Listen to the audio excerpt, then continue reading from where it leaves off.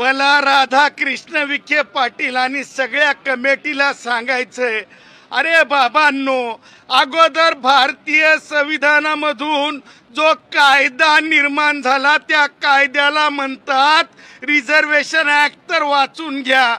अशा प्रकारे एखाद्या गॅझेटरच्या आधारे आरक्षण देण्याची तरतूद कुठं आहे का? तो जरंग्या बोलतो, तुम्ही म्हणायला लागता हो र हो, हो र हो, हो र हो।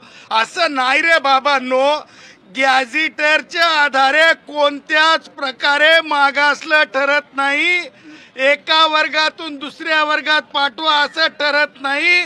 मला राधाकृष्ण विखे पाटलांना प्रतिप्रश्न विचारायचा आहे, जरंगेला प्रतिप्रश्न विचारायचा आहे। जरंगे आणि राधाकृष्ण विखे पाटील, कोणत्या एका कायद्याच्या तरतुदीत एका ओळीत लिहिलेलं आहे की एखाद्या गॅझेटरच्या आधारे दुसऱ्या एका समूहातून दुसऱ्या समूहात जाता येते? आणि गॅझेटरचा अर्थ काय? गॅझेट मध्ये पब्लिश झाल्याच्या नंतर वेगळं लागू करण्याची तरतूद कुठे?